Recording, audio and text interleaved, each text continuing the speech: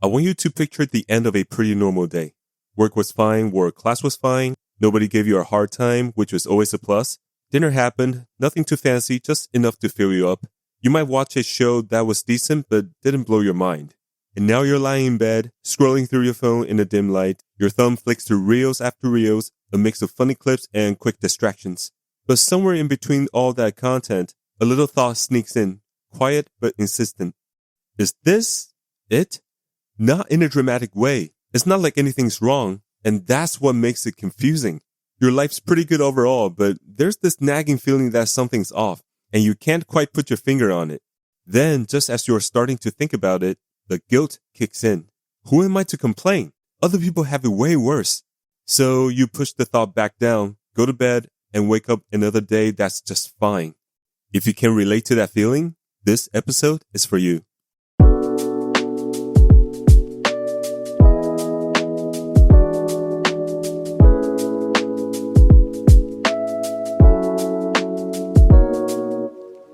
Welcome to Self-Full, the show where we discuss self-awareness and learn to be on our own side. My name is Wilson.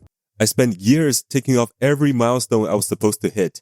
The grades, the job, the apartment, and kept waiting for that moment when it would all feel like something special.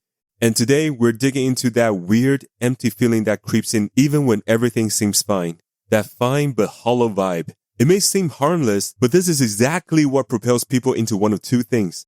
You either go numb and call it being an adult, or you burn down a perfectly good life trying to outrun it.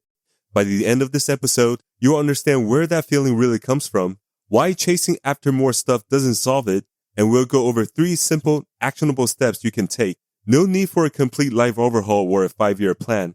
Just 3 little moves that flips that emptiness into awareness. Let's first figure out what this feeling really is, because it's kind of tricky. It's not exactly sadness. Sadness has a clear shape. You can usually point to what's bothering you. This is more like a flat, empty feeling.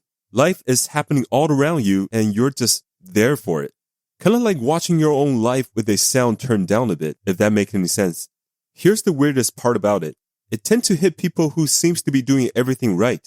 You went to school, landed a job, or at least on the right track. You acted how you were supposed to, checked all the boxes, and even chased after your own goals. You look like a regular, functioning person. But then, out of nowhere, one night you find yourself feeling like you don't even recognize your own life, questioning what it's all really for, and why do you still feel empty about your life? It's like still having cravings after a big meal. You ate, and you know your stomach is already full, so why does your body still feel like it's craving something more? And almost nobody talks about it. Because saying it out loud feels ungrateful. Imagine telling a friend, my life is fine, but I feel empty. It sounds like a first world problem. It's like a rich person complaining about their pool. So people keep it to themselves. But honestly, it's kind of funny because half the people you know are lying in bed wondering the same thing. You are not alone. So many others are in the same boat. So 3 questions we owe ourselves. Where does this feeling come from? Why doesn't having a good life feels it? And what really does? So let's start with where it comes from, which leads us to point 1. You've been living in the hallway. Think about how you were trained to move through time from like age 5. Elementary school exists to get you to the next school. That school exists to get your grade up for the one after. Then that school exists to get you a job or another higher school, which is university. The job exists to get you a better job. The better job gets you the house. The house needs the promotion to maintain upkeeps, and then you retire, and then, presumably, you finally get to live at age 65 or 70 with a bad knee or a heart condition, and not having enough energy or the health to experience anything that you wanted to experience. Have you noticed it? Every stage of your life was presented as a hallway to the next room. Nobody ever taught us how to arrive. There was no class, no lecture on being in a moment. Only classes on getting to the next one. So here's what happens when you hit the milestone. You get the offer, the grade, the apartment. Your brain gives you a good feeling for, a day, an afternoon, 20 minutes, and then it does the only trick it's ever practiced. It looks for the next hallway. There's actually a name for this, the arrival fallacy. It's the false belief that reaching the goal is what's finally going to make you feel full. It doesn't, because the goal was never the problem. The emptiness isn't coming from what your life is missing. is coming from where your attention is standing. Your attention is permanently posted in a future that keeps moving. And feeling alive, the thing that you're missing, only ever happens in the present. That's the only place it's sold. So a life spent in those hallways might seem okay on paper, but feels pretty empty emotionally. Nothing is wrong. You just aren't fully experiencing any of it. So what do we do about this? And here's the first tool. Spot the hallway. For the next few days, pay attention to a specific kind of thought that pops up in your head. I call it the hallway sentence, and it usually sounds like this. Once something happens, then I'll finally feel good. Once exams are over, then I'll get to chill. Once I landed that job, then I'll feel settled. Once I move out, then life actually starts. When you catch one of these thoughts, and trust me, they're coming all day, don't fight it. Just quietly tell yourself, there's the hallway. That's all you need to do. Here's what that looks like in a scenario. Imagine you've been going after an internship for a year. You've been rewriting your resume, prepping for an interview, the whole deal. Then one Tuesday, you finally get the email. You got it. You call your parents and you feel on top of the world for about half the night. Later, you're in the shower and it suddenly hits you. It's weirdly quiet and that flat feeling is creeping back in. Your mind starts to monologue. Okay, once I actually start and prove myself, then it will feel real. But this time, you catch that thought midair and you realize, there's the hallway. Nothing dramatic happens, but for the first time, you actually see the trapdoor under every finish line, and you just watched it open. Here's what's happening. A thought only has power over you if it's flying under the radar. The hallway sentence has been running in the background of your mind like an app you never open but can't close. The moment you notice it and name it, it shifts from the background to the forefront and loses its grip on you. You don't have to stop the thoughts itself. Just noticing it is a win. I remember many years ago, there was a job that I chased for a while. Specific title, specific kind of company. It was the whole plan. My whole plan. It didn't take too long, but one day the offer came in and I did the celebration thing. I told people, ate at fancy dinner, and that night I sat at the edge of my bed and checked in with how I felt. And the answer was nothing? Like just a big shrug. And then I felt guilty about feeling nothing, which was a fun bonus. The next morning while I was brushing my teeth, I thought to myself, once I get through the first 6 months and they will see what I'm capable of, I'll feel like I've made it.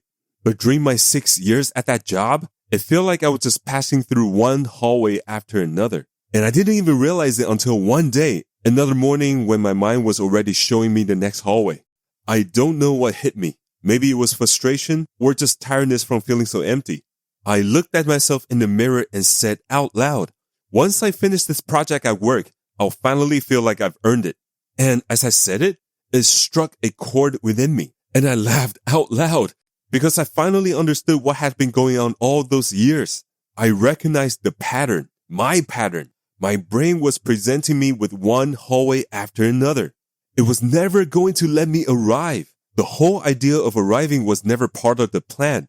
I just never realized it until then. So now that you can spot the hallway, that's the first tool and it changes what you notice in your day. But it does bring up a tougher question. If the next check mark, if the next achievement isn't what the emptiness is really after, what is it exactly asking for? Which brings us to point 2. The emptiness is a signal, not a verdict.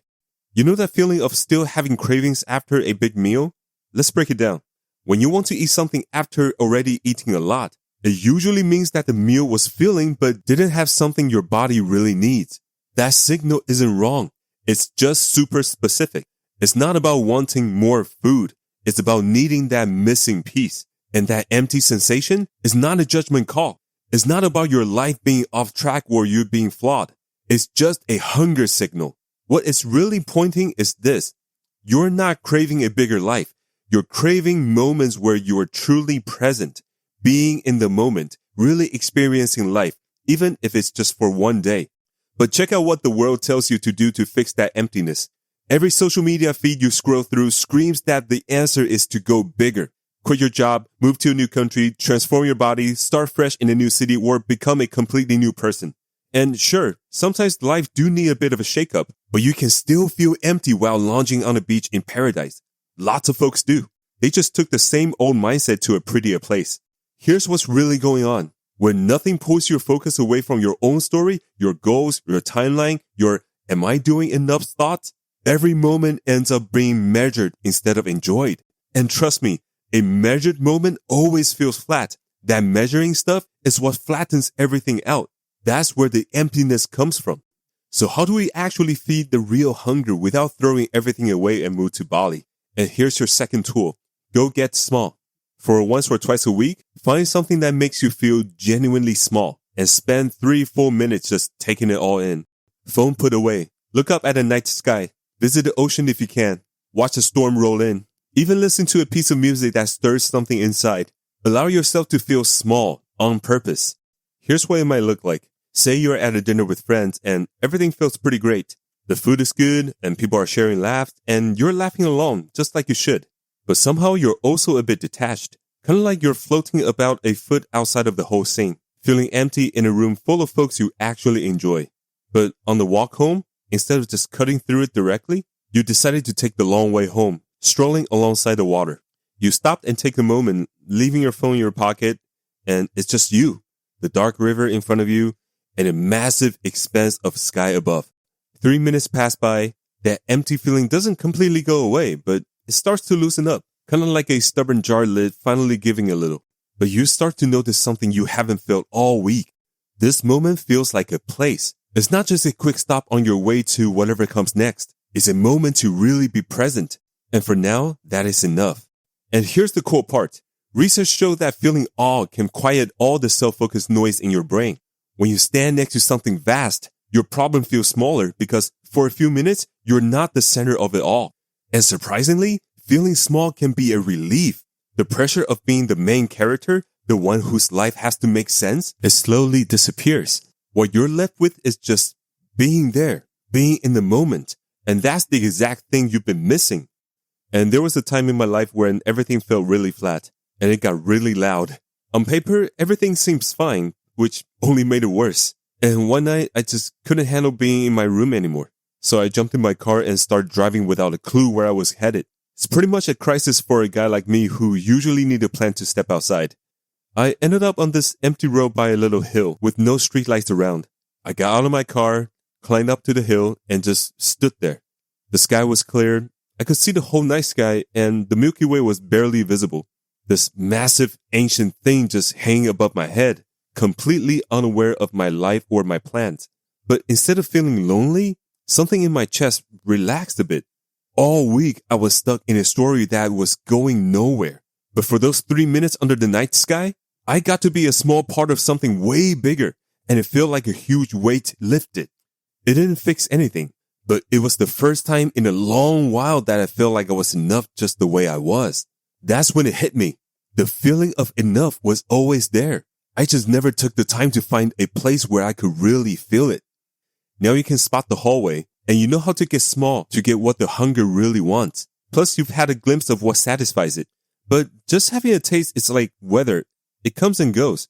The last piece is figuring out how to create a climate, turning that nice moment into a regular part of your week, which leads us to point 3. Do one thing for nothing. Let me point out something sneaky that's happening to the society today. Everything became a means to something. Hobbies became side hustles. Workout becomes a numbers game. Cooking became just another opportunity to create content. Reading turns into a yearly goal to brag about. Even resting was rebranded as recovery so that nap of yours could enhance your productivity. Somewhere along the line, it feels like every little part of life picked up a job. And if every corner of your life has a job, then the hallway owns all of it. There is no room left where you just exist. No wonder the moment feels thin.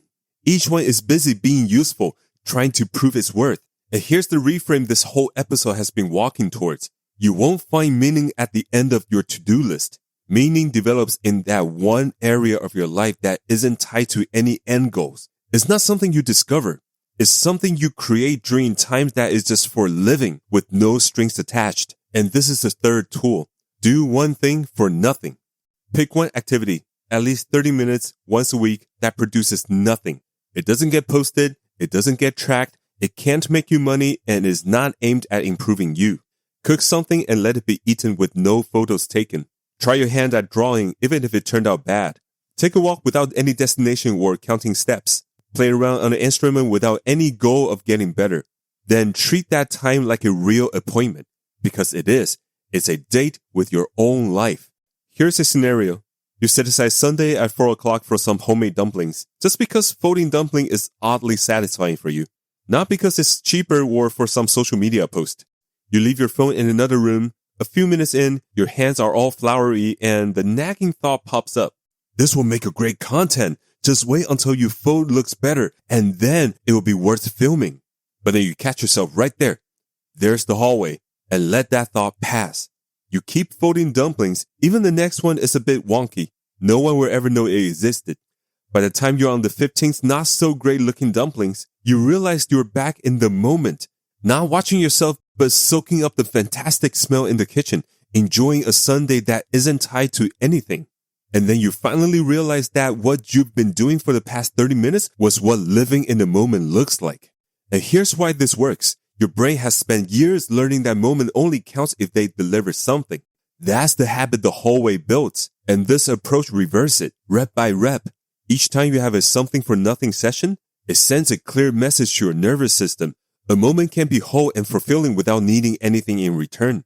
Do it weekly, and enough becomes more than just an idea. It turns into a lived experience that your body can recall anytime. And I'll be honest, I was terrible at this. When I first tried it, which was very recently, I chose something totally useless. I tried writing with my left hand. I'm right-handed, and that was the point. I sit at my desk with a cheap notebook and copying stuff. Song lyrics, book lines, whatever. In a messy, shaky handwriting that was barely legible. Exactly what I wanted.